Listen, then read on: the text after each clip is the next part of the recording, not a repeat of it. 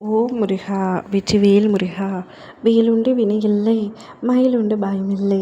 என் அன்பு தங்கமே, நாளை உன்னுடைய துணை உன்னை தேடி வந்து ஒன்றை சொல்லப் போகின்றார். அதை கேட்டு அதிர்ச்சி அடைந்து விடாதே தங்கமே. தைரியமாக இதை கேள்.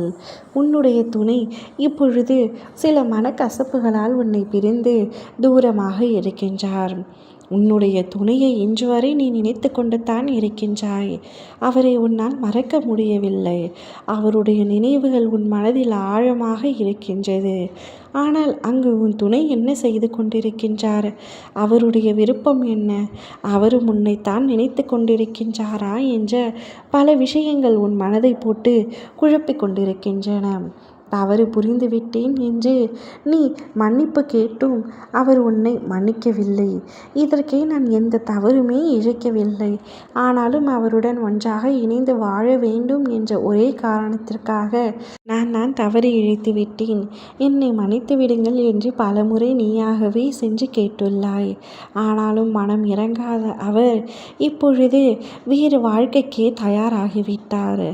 அவருடைய வீட்டாரின் சம்மதத்தோடும் வற்புறுத்தலாலும் வேறு வாழ்க்கைக்கு தயாராகிவிட்டேன் என்று உன்னிடத்தில் நாளை வந்து கூறப்போகின்றார். எனக்கு வேறு வழி தெரியவில்லை.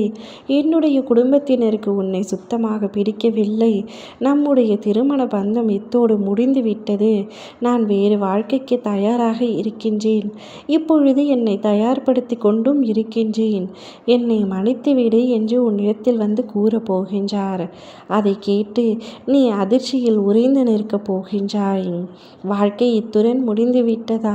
இதற்காகத்தான் நாம் திருமணம் செய்து கொண்டோமா என்ற பல கேள்விகள் உன்னிடத்தில் இருந்து எழப்போகின்றது. ஆனால் ஒன்றை உன்னிடத்தில் மட்டும் சொல்கின்றேன்.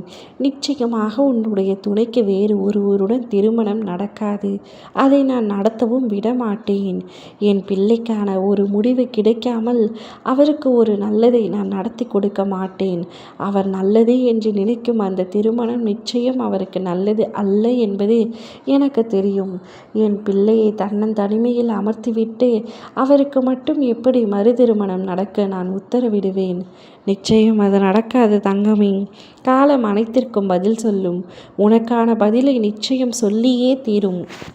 உன்னுடைய துணையும் அவருடைய குடும்பத்தினரும் எத்தனை முறை திருமணத்தை ஏற்பாடு செய்தாலும் அத்தனை முறையும் அந்த திருமணம் நின்றுத்தான் போகுமே தவிர நிச்சயம் உன்னை தவிர வேறு ஒரு பெண் அவருடைய வாழ்க்கை துணைவியாக வர இயல முடியாது. இயலாத காரியம். அதை நான் நிச்சயம் சம்மதிக்கவோ மாட்டேன்.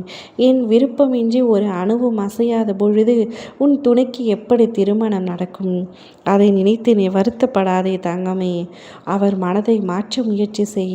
அவருடன் மீண்டும் இணைந்து வாழ முயற்சி செய். உரிமைக்காக நீ போராடு. உரிமைக்காக நீ குரல் கொடு.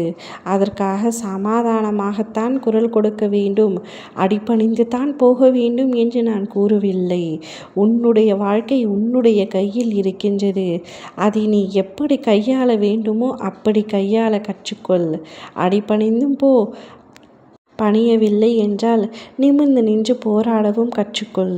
ஆனால் யாருக்காகவும் உன்னுடைய வாழ்க்கையை தொலைத்து விடாதே. எதற்காக இத்தனை முறை நான் கூறுகிறேன் என்றால் உன்னுடைய துணைக்கு நிச்சயமாக உன் மீது அன்பு இருக்கின்றது. அவருடைய குடும்பத்தினரின் வற்புறுத்தல் பேரில்தான் அவர் இப்பொழுது இப்படி நடந்து கொள்கின்றார் என்பது உனக்கே நன்றாக தெரியும். அதனால்தான் கூறுகின்றேன். அவரை விட்டு விடாதே. அவரை இழந்து விடாதே. எப்படியாவது உன்னுடைய இடத்தை நீ தக்க வைத்துக்கொள். ஓ முருகா! வெற்றிவேல் முருகா!